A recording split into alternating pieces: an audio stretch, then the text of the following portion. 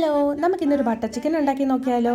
അതുണ്ടാക്കാൻ വേണ്ടിയിട്ട് കഴുകി വൃത്തിയാക്കി ചിക്കനിലേക്ക് കുറച്ച് ഇഞ്ചി വെളുത്തുള്ളി പേസ്റ്റ്, 1 സ്പൂൺ മുളക് പൊടി, 1 സ്പൂൺ നാരങ്ങാ നീര്, 1/2 ടീസ്പൂൺ ഉപ്പും കൂടെ ചേർത്ത് നന്നായിട്ടൊന്ന് ഇളക്കി മാരിനേറ്റ് ചെയ്യാൻ വേണ്ടി കുറച്ച് നേരം ഫ്രിഡ്ജിലോ അതോ പുറത്ത് വെക്കുക.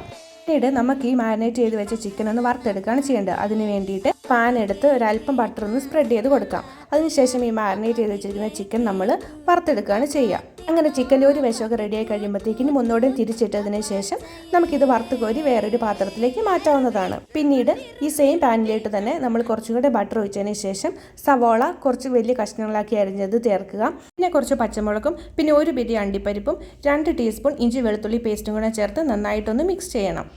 അല്പസമയം ഒന്ന് ഇളക്കി കഴിയുമ്പോഴത്തേക്കും ഇതിന് പച്ചമണമൊക്കെ ഒന്ന് മാറിക്കിട്ടും. പിന്നീട് കുറച്ച് വലിയ പീസുകളാക്കി അരിഞ്ഞ് തക്കാളി ചേർക്കാം. പിന്നെയാണ് നമ്മുടെ പൊടികളായിട്ടുള്ള മുളക് പൊടി, കാശ്മീരി മുളക് പൊടി, മല്ലിപ്പൊടി, പിന്നീട് കുറച്ച് വെള്ളം കൂടെ ചേർത്ത് നന്നായിട്ടൊന്ന് ഇളക്കിയിട്ട് കുറച്ച് നേരം ഇതൊന്ന് തിളപ്പിക്കാൻ വേണ്ടി വെക്കണം.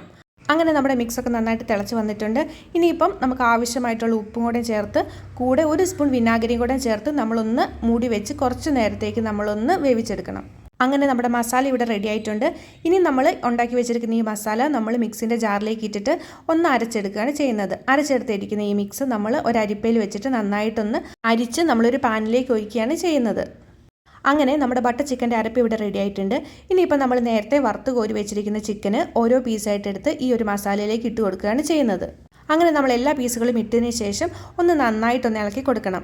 അങ്ങനെ നമ്മളെല്ലാം ഒന്ന് മിക്സ് ചെയ്തതിന് ശേഷം ഇനി അതിനകത്തേക്ക് ചേർക്കേണ്ടത് 1 കപ്പ് ടൊമാറ്റോ സോസാണ്. ഈ ടൊമാറ്റോ സോസിൻ്റെ കൂടെ നമ്മൾ 1 സ്പൂൺ കസൂരി മേത്തിയും കൂടെ ചേർക്കുന്നത് നല്ലതായിരിക്കും. കൂടാതെ നമ്മൾ കുറച്ച് ഫ്രഷ് ക്രീമും കൂടെ ചേർക്കുക. പിന്നെ നമുക്ക് ചേർക്കേണ്ടത് 1 സ്പൂൺ നെയ്യാണ്. പിന്നെ മധുരത്തിന് ആവശ്യമായിട്ടുള്ള ഒരു 1/4 ടീസ്പൂൺ അല്ലെങ്കിൽ 1/2 ടീസ്പൂൺ പഞ്ചസാരയും കൂടെ ചേർത്ത് കഴിഞ്ഞിട്ട് നന്നായിട്ടൊന്ന് ഇളക്കി യോജിപ്പിച്ച് കഴിഞ്ഞാൽ നമ്മുടെ ബട്ടർ ചിക്കൻ ഇവിടെ റെഡി ആയിട്ടുണ്ട്. അപ്പോൾ നിങ്ങൾ എല്ലാവരും വീട്ടിലൊന്ന് ട്രൈ ചെയ്ത് നോക്കുക. ചിക്കൻ മേടിക്കുന്ന സമയത്ത് വെറൈറ്റി ആയിട്ടുള്ള ചിക്കൻ ഡിഷസ് ഒക്കെ ഇങ്ങനെ ട്രൈ ചെയ്ത് നോക്കുക. നമ്മുടെ അപ്പത്തിൻ്റെയോ പൊറോട്ടേൻ്റെയോ ചപ്പാത്തിൻ്റെയോ കൂടെ നല്ലൊരു കോമ്പിനേഷനാണ് ഈ പറയുന്ന ബട്ടർ ചിക്കൻ. അപ്പോൾ ഞങ്ങൾ തന്നെ ഇത് 2 പ്രാവശ്യം ഉണ്ടാക്കിയിട്ടുണ്ട്.